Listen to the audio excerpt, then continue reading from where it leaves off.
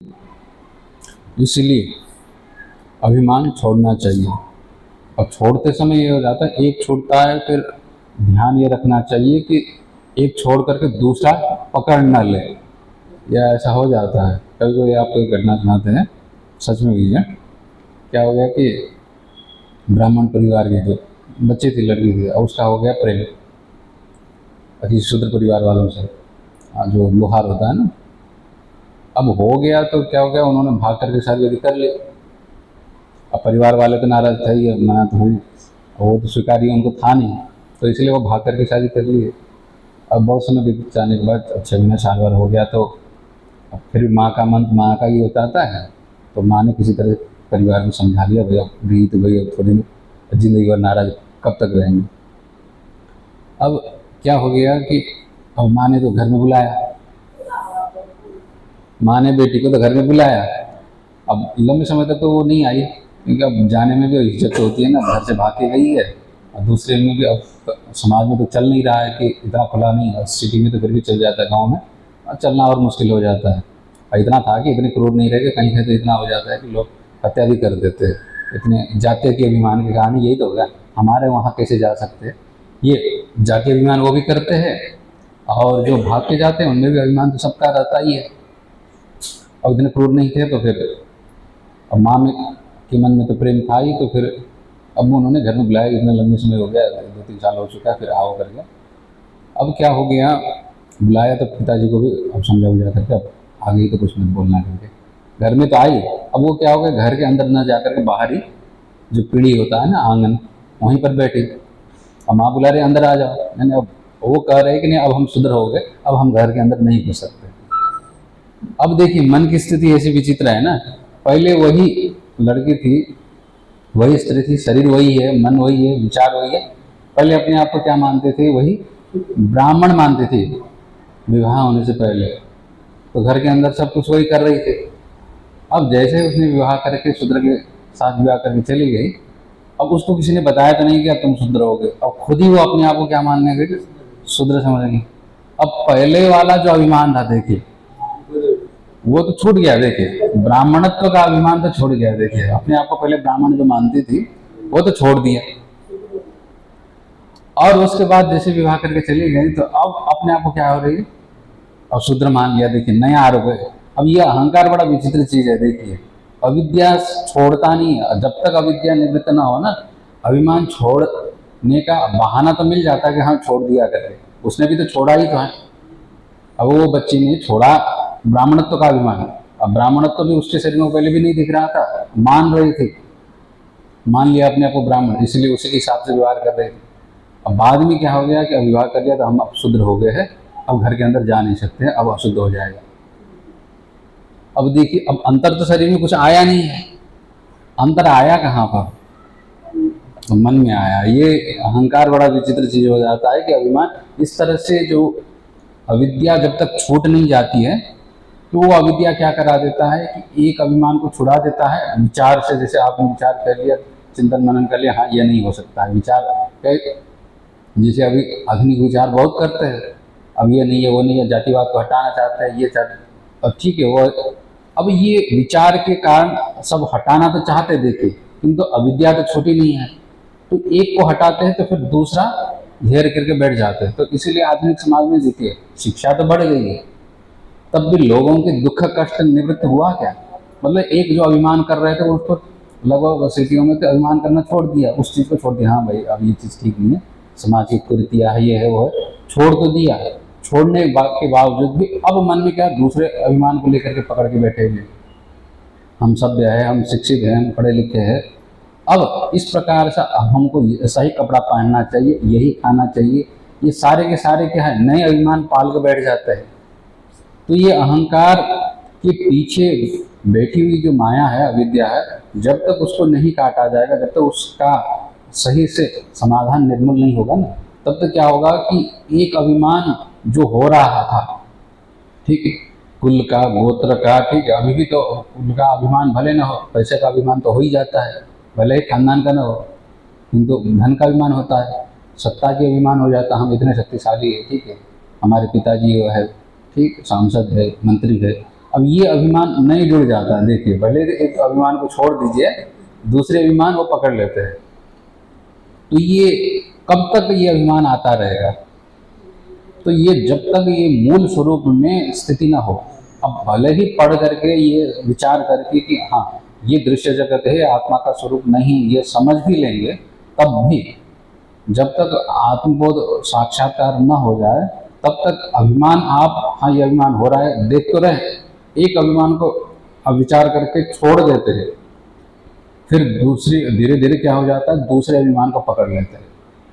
अब क्या हो गया, ये सत्संगी है और सत्संग करने आते हैं ना, तो अब ये सत्संग दूसरे लोग खराब है, ये सत्संग नहीं करते हैं, हम सत्संग करते हैं, हम अच्छे हो गए, और ये भी नए अभिमान को पाल देता है। देखिए, हाँ, तो ये अभिमान एक जगह छूट जाता है तो दूसरे जगह दिखता नहीं है, बड़ा विचित्र है।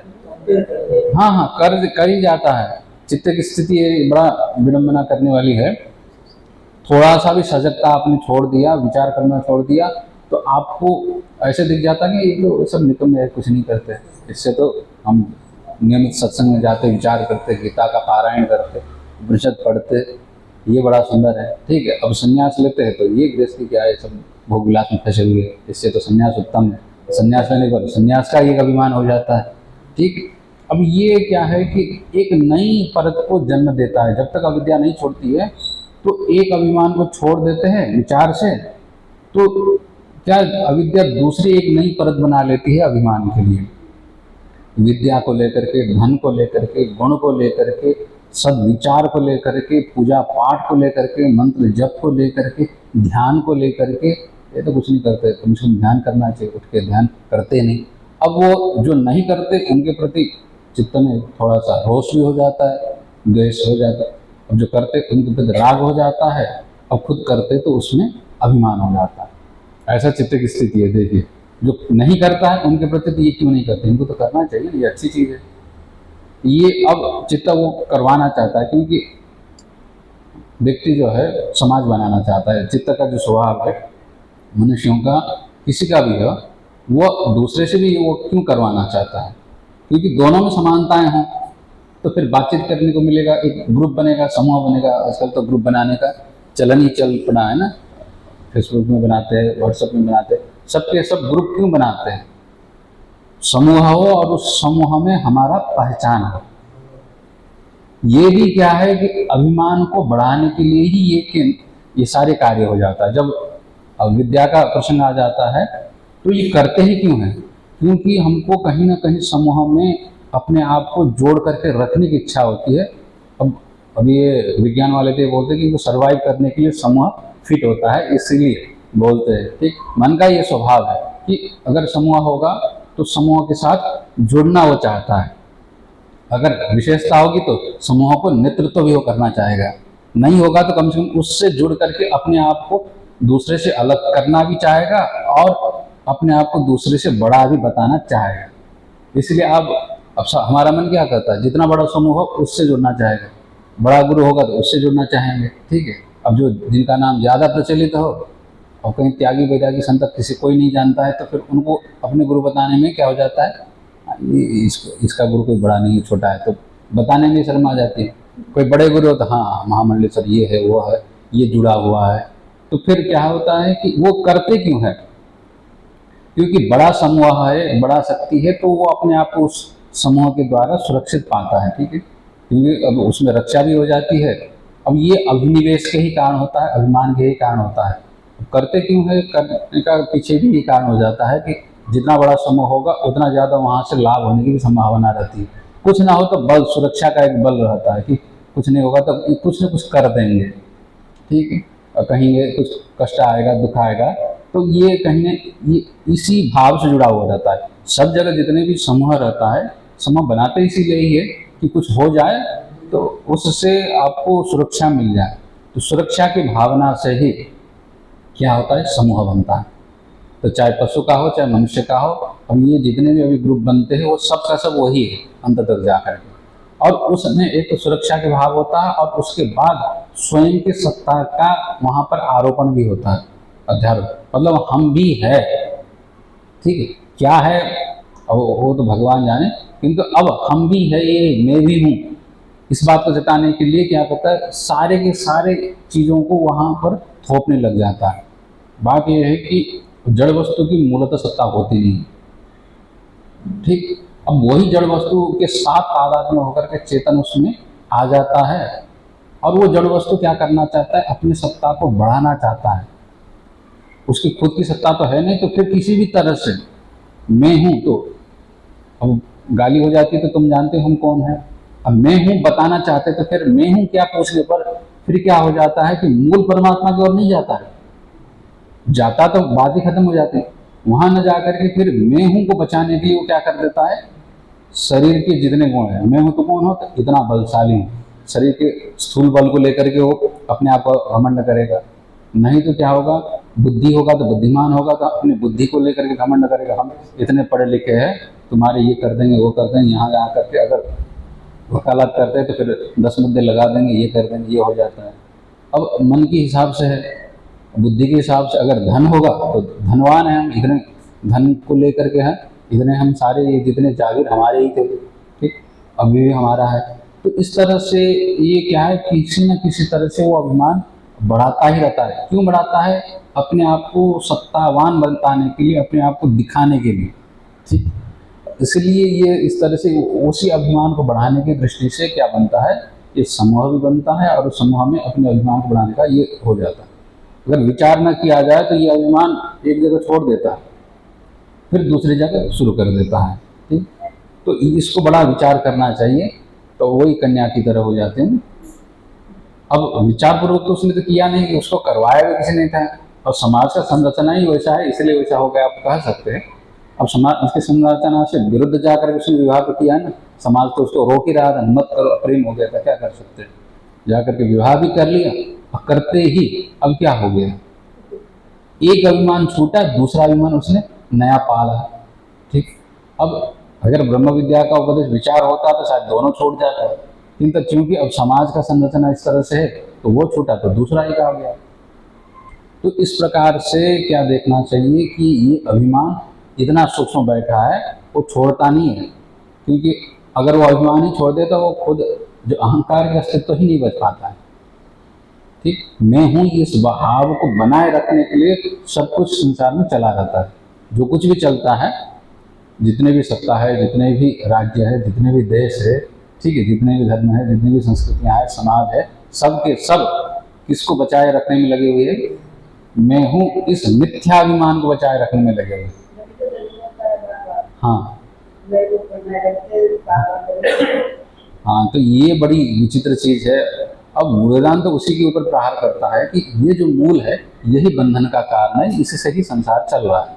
अगर मुक्त होना चाहते हैं तो इसको पकड़ना जरूरी है कि ये हो कहाँ रहा है, कहाँ से आ रहा है। जब तक विचार नहीं होगा, चिंतन नहीं होगा, वो दिखेगा नहीं, ठीक। तो इस प्रकार से इसको देखना चाहिए। तो आगे कह रहे इसकी निंदा भी करते हैं। निंदा इस प्रसंग में, और संसार में जीवित रहने के लिए जरूरी भी हो जाता है एक हद तक। अगर मैं हूँ ये सेंस नहीं रहेगा, भाव नहीं रहेगा, तो फिर शरीर को बचाना भी मुश्किल हो जाता है, ठीक। तो संसार में बंधे रहने के लिए तो मैं हूँ ये होना चाहिए। संसार से मुक्त होना है तो फिर मैं हूँ इस भाव को, अब शुद्ध हूँ भाव प्रकट नहीं होता है। देखिए बात है, केवल शुद्ध अगर चैतन्य की बात हो जाता है तो फिर मैं हूँ ये अभिमान नहीं आता है, वो व्यवहार भी नहीं आता है, शब्द बोलने की जरूरत नहीं पड़ती है।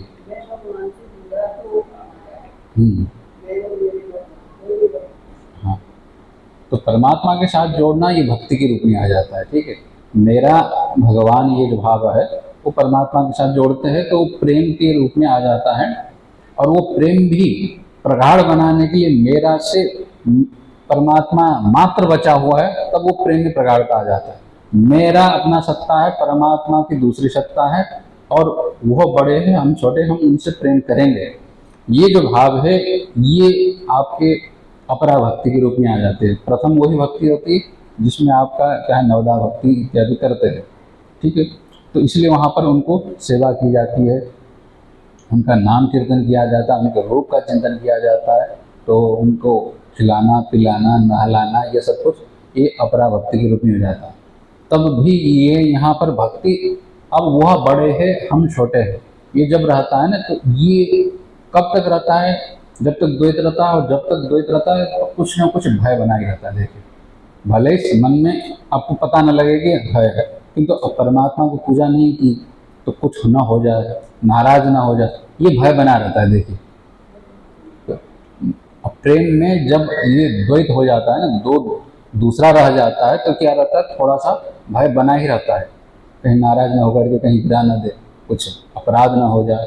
तो यह जो अपरा भक्ति में जरूरी भी है। देखिए, अपराध होने का डर भी होना चाहिए, प्रेम भी होना चाहिए, तो ये अपरा भक्ति के लक्षण में ये सब जरूरी हो जाता है। किंतु अब चित्त का जब शोधन हो जाता है भक्ति के माध्यम से, तो शोधन होने के बाद फिर दोनों में एकत्व दिखने लग जाता है। वो वहाँ पर पहले क्या होता है कि मैं और आप ये हो रहता है, ठीक। अब जैसे जैसे भक्ति की प्रगाढ़ता बढ़ती जाती है, तो क्या होगा, वहाँ पर मैं ये जो अभिमान है वहाँ पर घटता जाता है। अब आप ही आप रह जाते हैं, आपका सत्ता का जो विस्तार होने लग जाता है। पहले आप थोड़ा दूर थे, धीरे धीरे धीरे नजदीक आ जाते हैं, और मैं का जो भाव है, अभिमान है, वो उसको भक्ति काट देती है। वहाँ पर भक्ति का, प्रेम का वही भाव, मैं का जो भाव है, अभिमान है, वो भक्ति काट देती है। अब यहाँ पर क्योंकि श्रवण मनन निध्यासन करने से पूर्व साधन चतुष्टय का अनुष्ठान करना जरूरी हो जाता है, तो विचार से जो यहाँ पर अभिमान है उसको ज्ञान के तलवार से काटना, आगे तो कभी ही देंगे। तो इस तरह से भक्ति मार्ग में भी वो हमको काटा जाता है, उसके बाद उसमें पराभक्ति में प्रविष्ट होते हैं, तो फिर परमात्मा के सिवाय और कुछ बचता नहीं। ठीक, यहाँ पर भी क्या हो जाता है, विचार से, चिंतन मनन से यहाँ पर भी अभिमान को काटा जाता है, आत्म तत्व और परमात्मा, तो यही परमात्मा एक ही अवशेष रह जाता है। पर और अपर ये दोनों कट जाते हैं, केवल स्वरूप, आत्मा स्वरूप रह जाता है, ब्रह्म स्वरूप ही रह जाता है। अब यह जो अभिमान है बड़ा भयानक है, बड़ा सब जगह भीतर घुसा हुआ है, ठीक है, जीव के अंतस्थल में ऐसा घुसा हुआ है कि अब उसी के विस्तार के रूप में सारा जगत दिखाई पड़ता है। ठीक, वही सब जगह आपको अभिमान ही दिखता है, कहीं पर भी दिखती है। ठीक, अब न भी करे तब भी अभिमान होता है, करे तब तो जम और साफ दिख जाता है। तो ये जो अभिमान है, ये अभिमान जब तक रहेगा तब तक क्या होगा, बंधन से मुक्ति नहीं होगी। आगे इसी की बात को बताने के लिए इस अभिमान का, अहंकार का निंदा भी कर रहे हैं। संत्यन्ये प्रतिबंधाः पुंसाः संसार हेतवो दृष्टाः तेषामेकं मूलं प्रथम विकारो भवत्यहंकारः।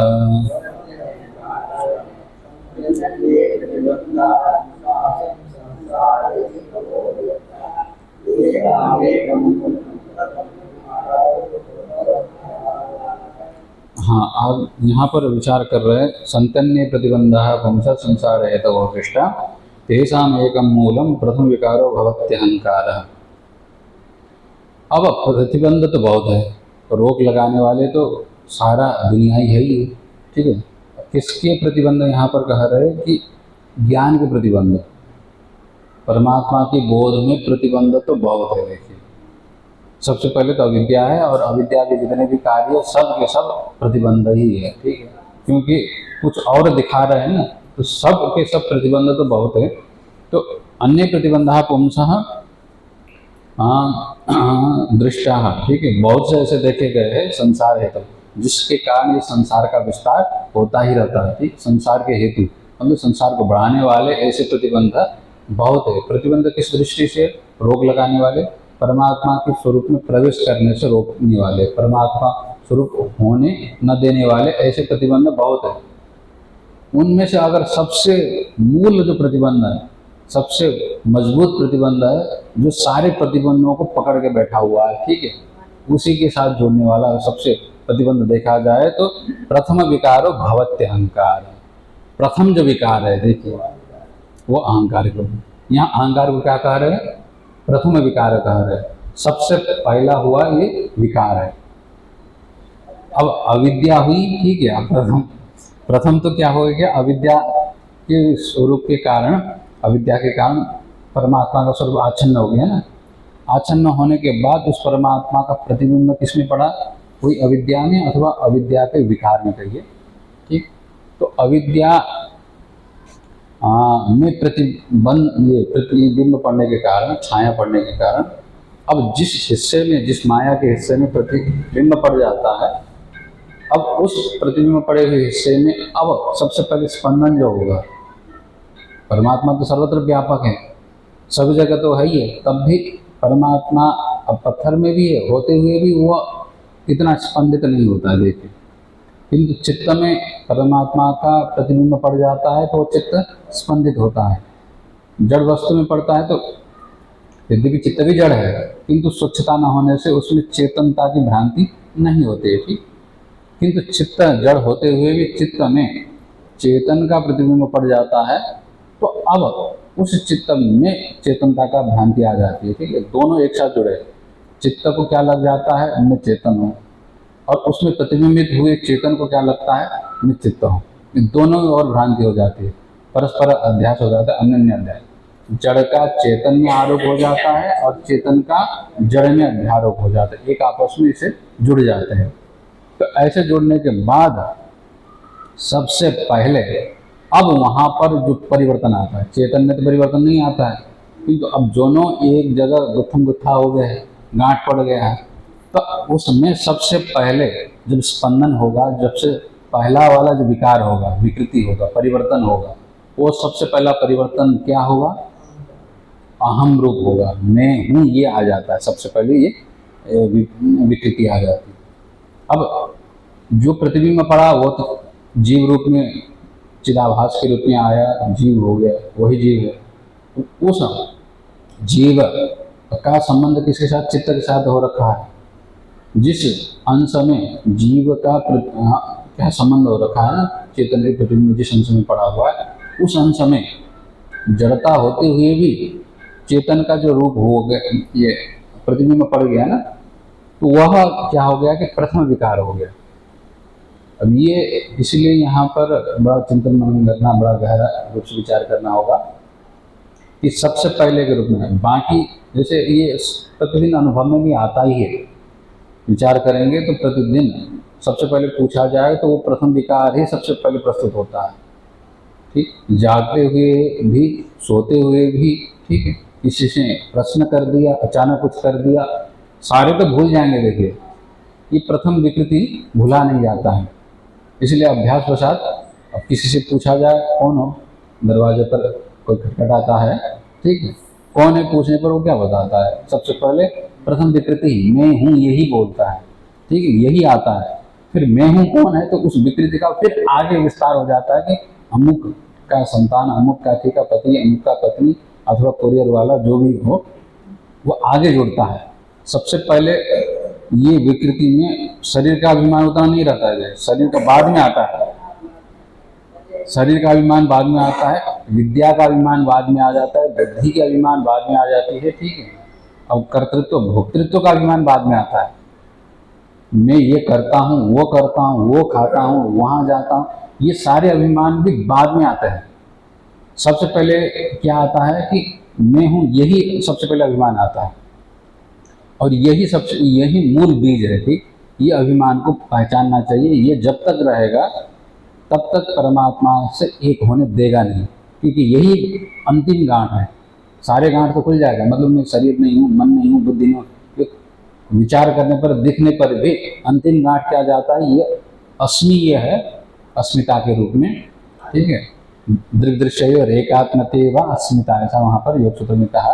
ये जो अस्मिता के रूप में अभिमान बैठा हुआ है, ठीक है, अहंकार ही अस्मिता करता है, बात यह है।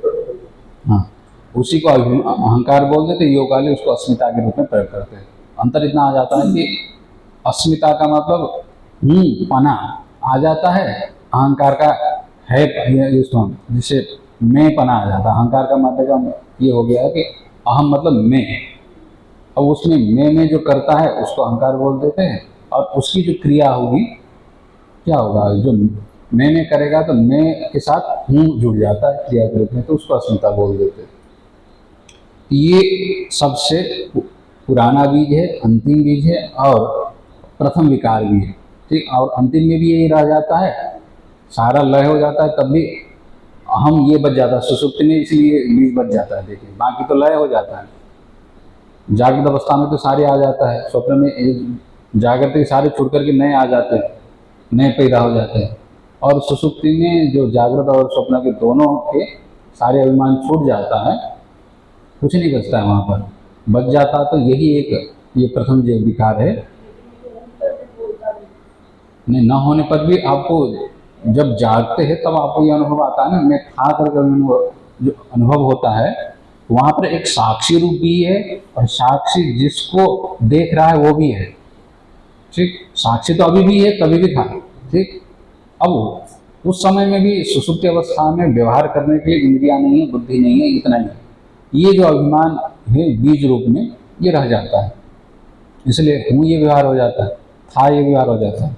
इस तरह से तेषाम एकम मूलम प्रथम विकारो भवत्यहंकार। इन सारे प्रतिबंधकों में ज्ञान को रोकने में सबसे बड़े प्रतिबंधक यही आते हैं, यही अहंकार है। ठीक, इसीलिए आगे कहते हैं ये अहंकार का बड़ा बीज ऐसा है। यावत् स्यात् स्वस्य संबंधो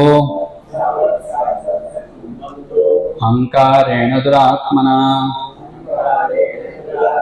तावन्न लेशमात्रापि मुक्तिवार्ता विलक्षणा।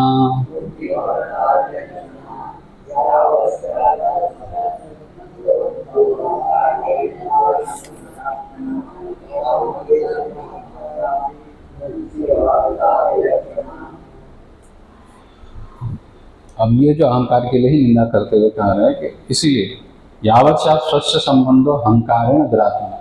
अब ये जो प्रथम विकार है, ठीक, जड़ के साथ चेतन का संबंध होने के बाद सबसे पहले जो परिवर्तन आया है, ठीक है, विकृति आई है। ठीक, अब वह विकृति अहंकार के रूप में ही प्रस्तुत हुआ है। ठीक, और वह अहंकार जब तक रहेगा, यावत् स्यात् स्वस्य संबंध, जब तक उस चेतन का, ठीक, उस अहंकार के साथ संबंध रहेगा। अब यहाँ पर स्वयं का संबंध बता रहे, देखिए जब तक स्वयं का उस अहंकार के साथ संबंध रहेगा। अब यहाँ पर मैं किसको कहा जाए, बात ये समझना बड़ा कठिन हो जाता है, क्योंकि अहंकार को भी हम मैं ही मान करके व्यवहार करते हैं, उस अहंकार में प्रतिबिंबित चैतन्य को ही मैं ही मान करके व्यवहार होता है, और उन दोनों को जो देख रहा है, प्रकाश कर रहा है साक्षी, उसको भी मैं कहा जाता है। ठीक है, अब यहाँ पर जो जब तक मूल स्वरूप आत्मा का क्या है, वो साक्षी रूप है, उस साक्षी का क्या भ्रांति हम क्या कर रहे हैं उस प्रतिबिंब के साथ, और उस प्रतिबिंब का भ्रांति उस उपाधि अहंकार के साथ हो रखा है। ठीक, इसीलिए जब तक साक्षी जो स्वरूप है उसको इस तीनों के साथ, इन दोनों के साथ जोड़ा जाएगा। ठीक, यावत् स्वस्य, जब तक उस साक्षी को अलग नहीं किया जाएगा, संबंध माना जाएगा। और संबंध भी कौन सा संबंध है, अब ये संबंध वास्तविक संबंध है तो वास्तविक संबंध है ही नहीं, बड़ा विचित्र है ना ये संबंध भी। तो संबंध कई प्रकार के होते हैं। ठीक, अब नैयायिक लोग बोलते हैं संबंध मुख्य रूप से क्या है, एक रहने वाला संबंध होता है, एक कि वृत्ति नियामक संबंध इस तरह से बोलते हैं, एक वृत्ति अनियामक संबंध बोल देते हैं। कहने का मतलब ये होगा कि जैसे किसी वस्तु को बिठाने वाला एक संबंध हो जाता है, तो वो संबंध के कारण वस्तु वहाँ पर बैठ जाता है। जैसे संयोग होता है तो एक वस्तु के ऊपर दूसरी वस्तु बैठ जाती है ना। और जैसे एक संयोग संबंध मान लेते हैं, जैसे कुर्सी है, जमीन है, तो जमीन और कुर्सी के बीच में क्या है, संबंध होता है, निकाल सकते फिर दोबारा रख सकते। तो संयोग जब तक रहेगा तब तक वो वस्तु उसके ऊपर बैठी रहेगी ना, एक संयोग हो जाता है।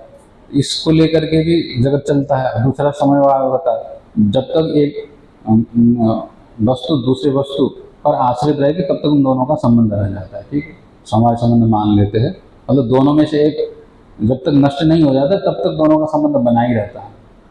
इस तरह का भी संबंध होता है, जैसे कपड़ा का धागे के साथ संबंध हो जाता है, जब तक धागा रहेगा तब तक कपड़ा का उस धागे के साथ संबंध बना ही रहता है, छूटता नहीं है। कपड़ा का रंग के साथ संबंध, कपड़ा और धागे दोनों में से जो जब तक दोनों की सत्ता बचेगी तब तक दोनों का संबंध रहेगा, नहीं तो क्या कपड़ा अलग रंग अलग में नहीं हो पाते, या तो रंग को नष्ट होना पड़ेगा या तो कपड़े का नष्ट होना पड़ेगा। ठीक, तो इस तरह के दोनों ये दोनों का भी संबंध है। इस तरह से नैयायिक लोग संबंध बताते हैं। क्या संयोग संबंध है, समवाय संबंध, हाँ समवाय संबंध बताते हैं। ठीक, अब यहाँ पर उस चेतन का संबंध क्या होगा? चेतन का क्या संयोग हो रहा है? किसके साथ? इन दोनों के साथ, प्रतिबिंब के साथ और वह जो उपाधि अहंकार के साथ। संयोग, संयोग कब होता है? देखिए, एक वस्तु का दूसरे वस्तु के साथ संयोग होने के लिए क्या जरूरी है? दोनों का एक दूसरे से दूरी भी होनी चाहिए। एक इधर बैठा हो, दूसरा बगल में बैठा हो। ठीक, अब दोनों का संबंध, संयोग कब होगा? एक वस्तु के एक हिस्से पर दूसरे वस्तु का दूसरा हिस्सा जुड़ सकता है। दोनों को कब जोड़ा जाएगा? जोड़ मतलब संबंध, संयोग संबंध कब होता है? जब एक दूसरे से दूरी भी हो, एक अगल में हो, दूसरा बगल में हो। ठीक, उसके साथ अब दोनों का क्या है कि एक हिस्सा मिलाया जाए, तब जाकर क्या हुआ? दोनों का संयोग होता है। अब ये संयोग कभी भी देखिए पूरे के पूरे हिस्से में नहीं होता है, किसी का भी एक हिस्सा होना चाहिए, दूसरे का भी दूसरा हिस्सा होना चाहिए। तो एक हिस्से का दूसरे हिस्से के साथ संयोग होता है। तो जड़ वस्तु में तो फिर भी क्या कहा जा सकता है? एक हिस्सा होता है। ठीक, अब साक्षी में हिस्सा है, बात है साक्षी में कोई अवयव नहीं है कि साक्षी का एक कोने को ला करके जड़ वस्तु की एक कोने के साथ जोड़ा जाए। आत्मा में इस तरह का कोई हिस्सा न होने के कारण क्या हो रहा है कि संयोग बनाया नहीं जा सकता है। अब समवाय संबंध ये नित्य संबंध मानते हैं नैयायिक। समवाय संबंध का मतलब होता है नित्य संबंध। अब वेदांत में नित्य नाम का वस्तु होता ही नहीं, आत्मा को छोड़ करके सबके सब क्या है अनित्य ही होते हैं, इसलिए समवाय अलग होता नहीं। तो फिर संबंध हुआ तो हुआ, कौन सा संबंध हो रहा है? तो यहाँ कर यावत स्वस्य संबंध, जब तक अपना इसके साथ संबंध होगा अहंकार के साथ। ठीक, अब ये संबंध दिखता नहीं, तो फिर आखिर ये संबंध है क्या? तो ये संबंध होगा, ये तादात्म्य संबंध बोल देते, किंतु आध्यासिक तादात्म्य संबंध, मतलब कल्पना करके बनाया हुआ संबंध, काल्पनिक संबंध है। जैसे उस स्त्री ने जिसका विवाह हो गया था ना, वही जो कथा भी सुनी थी, उसका शूद्रत्व और ब्राह्मणत्व के साथ कौन सा संबंध था? अब शरीर के साथ, शरीर को उसने क्या पहले ब्राह्मण माना था, तो शरीर का धर्म अगर ब्राह्मण होता, अब शरीर तो वैसा ही पड़ा हुआ, उसका धर्म बदल गया। देखिए, अब ब्राह्मणत्व के साथ पहले भी उसने संबंध किया तो अपने आप को ब्राह्मण ही समझ रही थी। ठीक, अब बाद में क्या हो गया, उसी शरीर को अब शूद्र समझने लग गई, तो उसमें शूद्रत्व का भी संबंध हो गया। अब जो चेतन उसकी थी, देखिए चेतना जो थी आत्मस्वरूप का, उस ब्राह्मणत्व के साथ, उस शूद्रत्व के साथ संबंध क्या किया उसने? उसने केवल मान रखा है ना, काल्पनिक संबंध है। देखिए, इसीलिए शरीर भी काल्पनिक है, शरीर के साथ जो धर्म आया हुआ उसके साथ भी जो संबंध मान रहा है चेतन आत्मा, अब उसका संबंध अब अपने आप को ब्राह्मण मान करके पहले श्रेष्ठ मान रही थी, अब अपने आप को शूद्र मान करके नीच समझ रही है। अपने आप को ही देखिए, उसने किसी को कहा भी नहीं, किसी ने करवाया भी, तो ये हुआ क्यों? क्योंकि ये काल्पनिक संबंध को उसने स्वीकार कर रखा है और उसका अभिमान, तो यही संबंध क्या है, इसको क्या कहेंगे? काल्पनिक संबंध। इसकी वजह से सुख दुख भी हो जाता है। अब जैसे वस्तु के जैसे स्वामित्व का संबंध भी इसी तरह का है, ये मकान किसका है? हमारा है। ठीक है, अब यहाँ संबंध क्या है? स्वामित्व का संबंध है, हम इसके मालिक है, तो मलकियत की संबंध भी आरोपित ही तो है। हाँ, ये भी आरोपित है, मतलब उसमें संबंध अब वहां पर कहाँ पर देखा गया?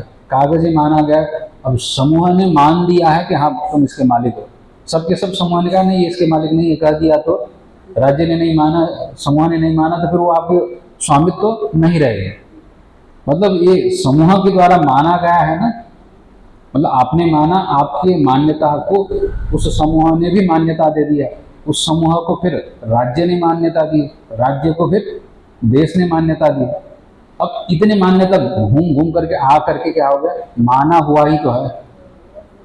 ये मान करके ही क्या चल रहा है कि हाँ ये मेरा है, ठीक। इसलिए अब मेरा है कि तेरा है, इस फिर व्यवहार चलाने के लिए फिर उसके लिए कानून व्यवस्था बनानी पड़ती है कि नहीं, इसका माना हुआ इतना क्षेत्र है, इसका माना हुआ इतना, ये नियमन करने के लिए फिर कानून आ जाता है। क्योंकि मूलतः जो माना हुआ है, जैसे अब नागरिकता, जैसे पासपोर्ट है, नागरिकता है, दूसरे देश में जाने के लिए लगता है। अब पशु पक्षी होंगे, उनको कौन सा नागरिकता लगती है, कौन सा पासपोर्ट लगता है, उन्होंने माना भी नहीं है, इसलिए उनको लगता भी नहीं। मनुष्य ने, इंसानों ने क्या मान रखा है कि हम यहाँ के हैं, हम यही है, इतना उन्होंने भी मानाता है, किंतु देश की जो सीमा है उन्होंने माना नहीं है। तो देश की जो मान्यता है उनमें नहीं है, इसलिए उनको पासपोर्ट नहीं लगता है। उड़ के चले जाएंगे, चल के चले जाएंगे, तो फिर उनको कार्रवाई भी नहीं होती, दोष भी नहीं लगता है। अब मनुष्य को फिर क्या होगा, अगर घुस के चले गए कभी, हाँ, तो इलीगल होकर के जाते, तो फिर अभी इन्होंने भेज भी दिया था ना, प्लेन में इतने लोगों को भेज भी दिया, उनको क्या है बंदी बना करके भेज भी दिया, चले जाओ करके। अब क्यों, अब उनके पास वीजा नहीं था, वो क्या है कानूनी रूप से नहीं गए थे, गैर कानूनी हो गए। और पशु पक्षी को थोड़ी ना भेजेंगे, नहीं भेजा जाएगा। और कहीं कहीं तो क्या प्रतिबंध लगा रखा है, वो भेज भी देते हैं। कहने का तात्पर्य होगा कि इस तरह से मान्यता इतना बना हुआ है, यही अभिमान है। इस अभिमान से ही, अब ये अभिमान जो कि किस तरह से होता है कि काल्पनिक संबंध को लेकर के। अब काल्पनिक संबंध की मानते हैं, काल्पनिक संबंध मानने से व्यवहार चलता है। जब तक काल्पनिक संबंध नहीं मानेंगे तब तक व्यवहार चलेगा ही नहीं, ठीक है। ये इसका पति है, इसका पत्नी, ये सब व्यवहार करना पड़ता है ना, और नहीं होगा तो फिर समाज चलता नहीं है। हाँ, मान लीजिए अब ए बी लिखते, अब उसका ए बी एक्स का क्या एक मानक क्या है, तो अब जिस हिसाब से उसमें मानक माना जाए वही उसका मानक हो जाता है, मान करके ही चला रहा है। तो इस बात को समझना जरूरी है। जब तक नहीं समझेंगे तब तक क्या होगा कि मोक्ष होना कठिन है। इसीलिए ये जो संबंध हो रखा है, स्वस्य यावत संबंधो अहंकार न दुरात्मा, ये बड़ा दुष्ट है। देखिए दुरात्मा है ना, ये भयानक दुष्ट है। दुष्ट इसलिए दुख देता है, माना हुआ संबंध है फिर दुख देता है। देखिए, ठीक, मान लिया, ठीक है। अब मान लीजिए आपने, किसी ने आपको शेयर दे दिया, आपने मान लिया हाँ हमारा शेयर है। अब जैसे डूब गया आपको दुख हो जाता है। और वही शेयर आप वैसे ही बैठे हैं, अब शेयर का क्या हुआ आंख से तो दिखता नहीं, ठीक है। आपने मान लिया कि ये हमारा है, ठीक है। आपने खरीदा भी नहीं, कुछ नहीं, किसी ने दे दिया। अब माना है, मान करके क्या हो रखा है कि वो उठता है तो हर्ष होता है, तो डूबता है तो फिर हानि भी होती, खेत भी हो जाता है। इस तरह से यहाँ पर मान्यता से ही इस तरह से संसार चल रहा है। तो ये दुरात्मा है, बड़ा दुख देने वाला आत्मा है, ठीक है। आत्मा लिखा है मतलब स्वरूप है, आत्मा का मतलब यहाँ स्वरूप। ये दुख देने वाला इसका स्वरूप है, ये भयानक है, ठीक है। अहंकार, इस अहंकार के साथ जब तक अपना संबंध बना रहेगा, मैं हूँ ये जो भाव है जड़ वस्तु को लेकर के, साक्षी रूप से हूँ ये व्यवहार नहीं होगा। साक्षी रूप से उसको पहचान करना है, मैं हूँ ये जो भाव है ना, मैं हूँ, मैं इस भाव को किस तरह समझना है कि जड़ वस्तु के साथ जोड़ करके हम जब तक देखेंगे ना, स्वयं चेतन को उस हूँ अहंकार के साथ जोड़ करके जब तक रखेंगे, तावन न लेश मात्रा में, तब तक 1 इंच में भी आप ये समझ लीजिए कि मोक्ष होने की कोई घटना नहीं होने वाली, संभावना नहीं होगी। तावत मुक्ति वार्ता भी विलक्षणा न, मुक्ति छोड़िए, मुक्ति की बात भी नहीं होगी तब तक।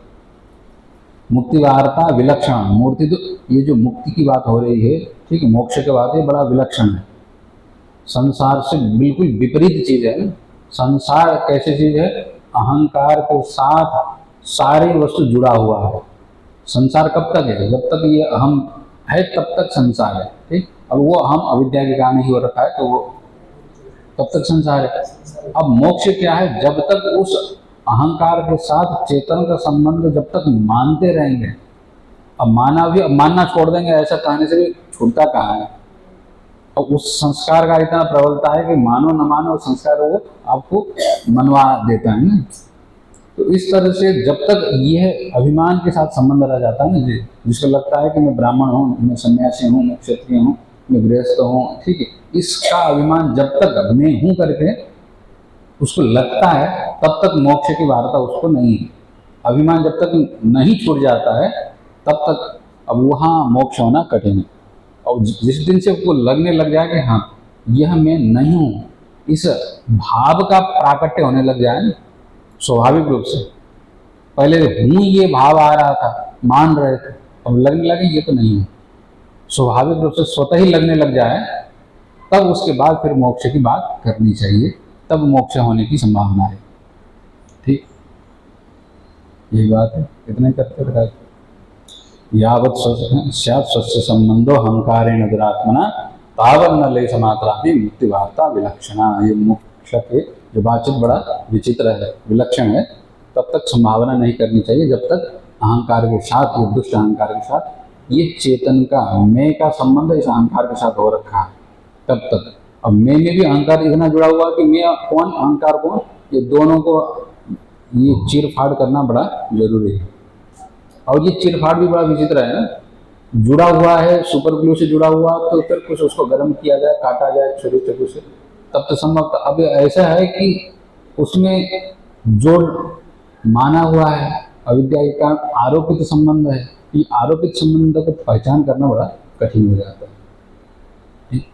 हरि ओम। पूर्णमदः पूर्णमिदं पूर्णात् पूर्णमुदच्यते पूर्णस्य पूर्णमादाय पूर्णमेवावशिष्यते। ओम शांति शांति शांति।